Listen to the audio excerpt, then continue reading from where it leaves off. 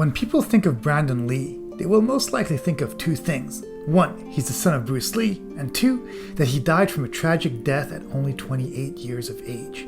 And yes, both of these statements are correct.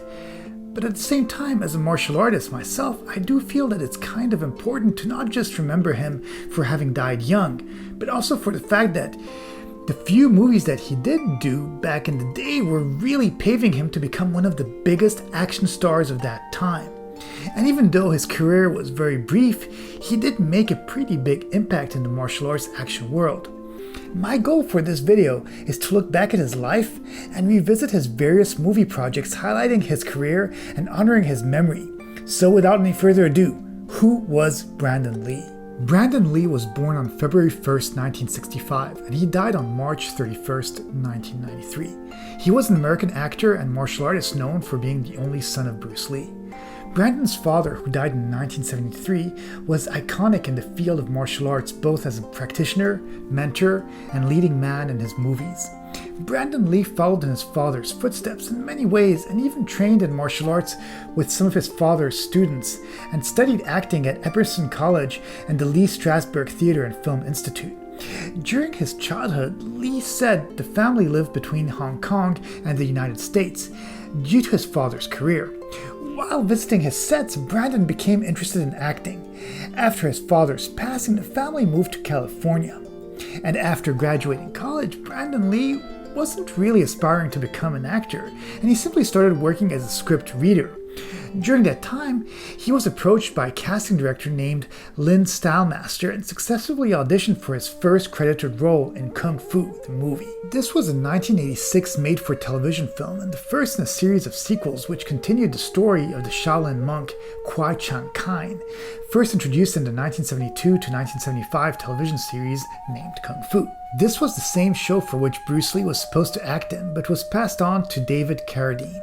The feature-length television movie had David Carradine returning as the lead Kwai Chang Caine, and Brandon played his son. Initially, Brandon's common collaborator Jeff Imada, who worked on the set, said that due to the martial arts nature of the film, it had no appeal to him, who wanted to be introduced as an actor, not Bruce Lee's son. However, he was talked into doing it. Brandon later said that he felt there was some justice in being cast for this role in his first feature since the TV show's pilot had been conceived for his father. That same year saw the release of Legacy of Rage, which is Lee's first leading role.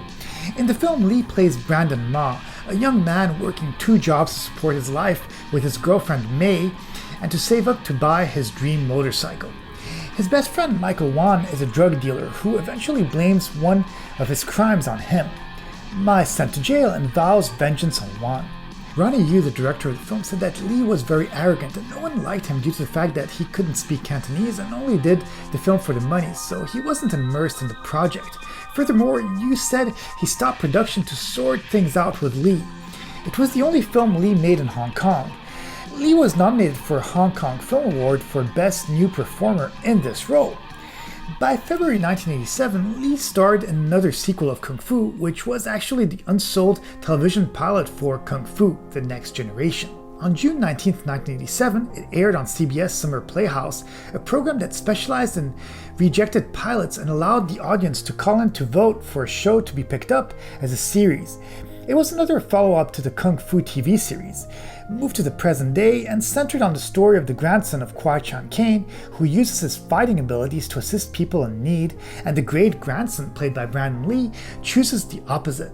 After being caught doing a robbery, Lee's character is taken into custody by his father, who tries to rehabilitate him. The pilot was poorly received and not picked up as a series. Even though it wasn't picked up, it still remains a sort of oddity and always fun to actually watch what the series might have become. In 1988, Lee played a role in an episode of an American TV show named O'Hara. The episode name was What's in a Name. This series starred Pat Morita and is about the crime-solving adventures of a Japanese-American detective who is able to use mental acuity over force and skilled in martial arts. In this episode, Lee plays the son of a Yakuza, who is the main villain. Imada, who worked as stunt coordinator, said that Lee was recommended not to do the role due to the nature of the character. However, seeing a chance to expand his acting range, Lee took the role. In 1988, Brandon Lee acted in the movie Laser Mission. The plot centers around a mercenary named Michael Gold, played by Lee, who is sent to convince Dr. Brown, a laser specialist, to defect to the United States before the KGB acquires him and uses his talent to create a nuclear weapon. This was definitely a B-series movie which presented many mistakes, such as when the timer is set for the bomb in the desert cave at 10 minutes, the countdown starts at 9:99 instead of 9:59 like a normal clock would. Even though this movie wasn't the best, it did give Brandon another credit under his belt and gave him more opportunities to be in bigger movies. In April 1991, Brandon Lee was in Universal Pictures' list of contenders to play his father in the biopic Dragon, the Bruce Lee story, which was released in 1993. He turned down the role, finding that it was awkward to play his father and too strange to approach the romance between his parents.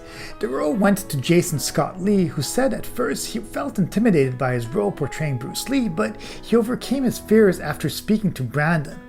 According to Jason, Brandon told him the following in regards to playing the role of Bruce. He said, "I wouldn't survive in this part if I treated his father like a god." He said his father was, after all, a man who had a profound destiny. But he was not a god.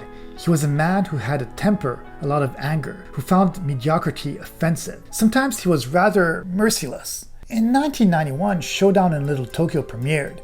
Brandon Lee starred opposite Dolph Lundgren in the buddy cop action film, which follows the story of an American Chris Kenner with Japanese upbringing, played by Dolph Lundgren, who is a police officer assigned to the Little Tokyo section of Los Angeles. Kenner is partnered with Johnny Murata, played by Brandon Lee, who is a Japanese American that is out of touch with his roots. Despite their differences, both men excel at martial arts and utilize their formidable skills when they go up against Yoshida, a vicious Yakuza drug dealer with ties to Kenner's past. The movie faced largely negative reviews, although for myself, I have very good memories of this movie, as it was a video I rented in my teenage days and used to love watching over and over again for the fun atmosphere and nice martial arts scenes. In 1992, Rapid Fire was released with Lee as the lead. The film came about when producer Robert Lawrence started working with Lee, who noticed his potential to be an action-leading man in Hollywood after screening Lee's earlier project, Legacy of Rage. Lee was involved with the story development and connected with the plot point where his character loses his father. Rapid Fire follows Jake Lowe, played by Brandon Lee, who is at a dinner party and witnesses a mafia gangster murder his Chinese rival Carl Chan. Jake is assigned to the custody of corrupt FBI agent Frank Stewart until he can testify, but he quickly realizes he is in danger and escapes. After being won over by honest policeman Mace Ryan, Jake agrees to team up with Ryan to bring down both the Italian and Chinese gangs. This movie was extremely successful at the box office, and thanks to this role, he was offered to play Eric Draven in the movie adaptation of the comic book by Alex Proyas, The Crow. This movie tells the story of Eric Draven, a rock musician raised from the dead by a supernatural crow to avenge his own death, as well as the rape and murder of his fiancée by a dangerous gang in his city. According to producer Jeff Moss, Lee had good insight on the character, that he liked the lyrical lines within the script but didn't want the dialogue to spread aimlessly. Hence, Lee focused on the brevity and the rhythm to make the character threatening. In preparation for the fight sequences, most described that director Proyas and Lee studied martial art movies. During production, Jeff Imada, the fight coordinator, and Lee agreed that the character of Eric Draven shouldn't do conventional martial art moves and be something unique, since he is a character that didn't have any formal martial arts training, but supernatural abilities upon resurrection. Hence, they added aerobics to Draven's fighting style. On March 31st, 1993, Lee was filming a scene in The Crow where his character is shot and killed by thugs. In the scene, Lee's character walks into his apartment and discovers his fiancée being beaten and raped. In the scene preceding the fatal scene, a gun was loaded with dummy rounds, and those kind of rounds have a bullet but no powder or primer, so that close-ups would show normal-looking bullets. Sadly, the bullet from a dummy round had separated from the cartridge, and unseen in the barrel, when the blank round was fired, the bullet lodged in the barrel was propelled forward with almost the same force as if the round were live, and it struck Lee in the abdomen. Lee was rushed into New Hanover Regional Medical Center in Wilmington, North Carolina. Attempts to save him were unsuccessful, and after 6 hours of surgery, Lee was pronounced dead on March 31st, 1993 at 1:03 p.m. He was 28 years old. His death was completely unexpected and extremely sad because he was so young, but at the same time, The Crow was the movie that would have propelled him into stardom. Even though he left this world way too early, his mark in Hollywood is still heard up to this day.